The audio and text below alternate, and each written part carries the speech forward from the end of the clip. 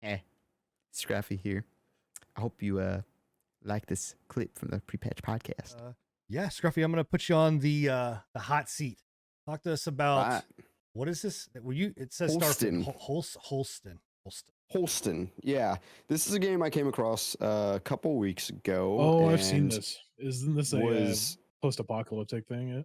Yeah, post-apocalyptic. Yeah. I don't know why the video feed. Okay, never mind.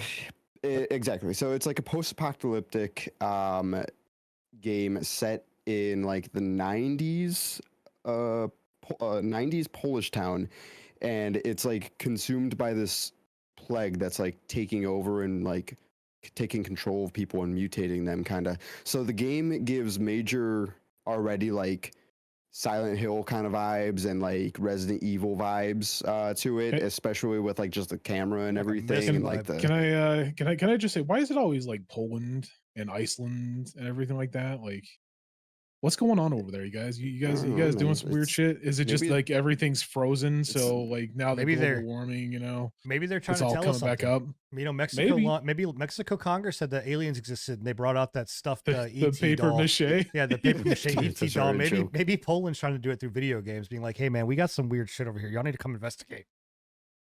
Sorry, Scruffy, we completely derailed off this. So talk to us about this. It's fine. It's fine. This New Age Mist game that you're playing. But yeah, it's a really cool game. Honestly, it's got this like top-down isometric view. I want to show two parts of it too. That I'll tell you to skip to a certain point later if you can. But right now, you're asking a lot now. This was just like the first part of the demo that kind of introduced like their puzzle mechanics, and the puzzle mechanics are just like I said, reminiscent of like those Resident Evil like 2 puzzles of like the library stuff. You had to find like pieces and parts to fit into like places to open up other stuff, and they just kind of showed off little puzzle mechanics in this area, and then the real cool part is the actual like shooter combat in this game. I really dig it. So if you're watching the stream right now, you play in this isometric view, and if you could actually skip already to 128. Are you able to do that? 1 hour, 28 minutes? Yeah. I know what 128 means, Scruffy. I don't know, man. And I hit 128 on the dot. There you go. So you get this like isometric view, but then when you are using a gun, it goes to a over the shoulder, third person view. And so you're switching from this these 2 different perspectives off and on in the combat of the game. And it's really it's fluent, and it looks so cool, man. Especially with the whole game design and everything. The enemies, it's all like pixel based, like 3D pixel based. Really good physics and lighting of everything. It's very just immersive. It's really cool. Is it? So it's not, you can freely zoom in at any point like in these sections, or is it anywhere in the world? Yes.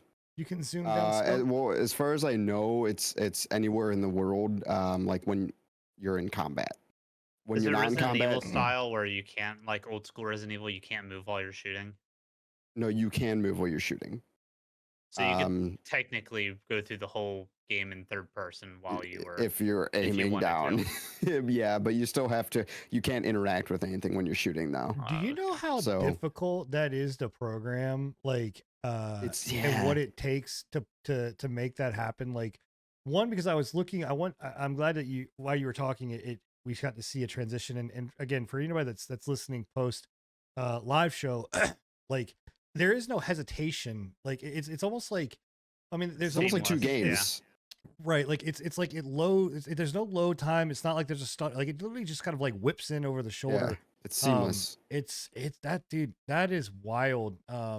But they're able to do that. Yeah, man. I really like the I really like the transition that you can do as well when you're like moving the camera. It looks like it's supposed to be like a 2D, and then you can actually like flip your camera. Yeah, kind of like 3D Mario or whatever, when you could like make it. Exactly, you have total control of your camera when you're in the space. Yeah, it's a really neat design. I saw this. This was one of the demos that I wanted to play as well. So I'm really glad that you played it.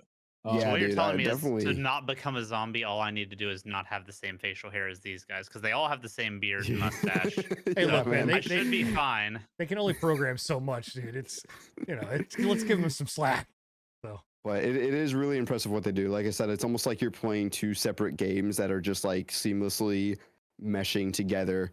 It almost is like dismemberment system's so good too. yeah, dude, and like And the lighting, holy shit. oh They did yeah, a really good job with lighting.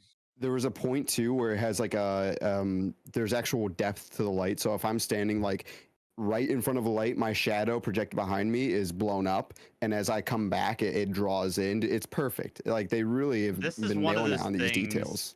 Yeah, the longer you watch it, the more appreciation you get for it. Yeah, and like you'll even just see like I'll kick around chairs and like bottles that are on the ground, and it'll all like make sounds and break. And when like the lower health you are, the more muffled your hearing is, and you get like really like zoned in like out, dude. It's a really cool design they've got going for this game, and the whole like feeling of it is it's so creepy, and the game is really hard too.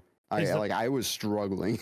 So is it a like, are you just trying to solve like why the outbreak is going on, or like what is the objective on it?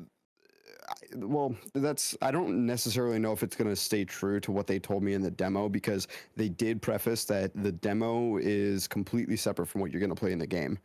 Okay. Oh, interesting. So it's like like its own like custom built play demo test area. Yeah. Bro, so like what? Yeah.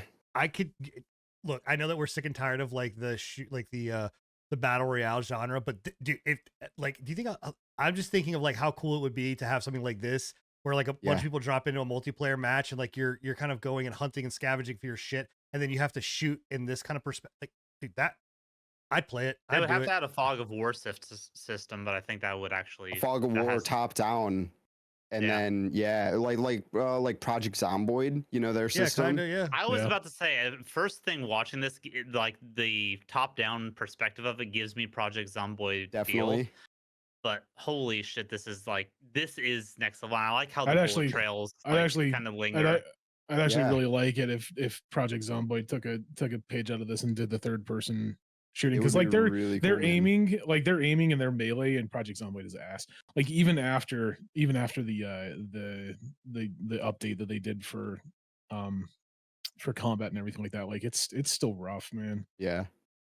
This is dope. But this is really cool. It was a lot of fun. Like I said, it's a really What's this called again? Demo. It's Holstin. And the demo is out on Steam right now. I don't think there's any projected release date yet. It's of course indie developer. Is it on Unity? A smaller team, I believe. I don't know. I don't know. Dude. We'll talk about that more later. I know. But this is their first game to be released on Steam as well. I don't know. That's dope, man. Yeah, this is really impressive looking. Like I was impressed with it when I first saw it, and I didn't even know half the shit. Like I didn't know it had a really decent lighting system. So that's HOLSTIN. Okay. Yep. Yeah, man. Cool. Well, there you go.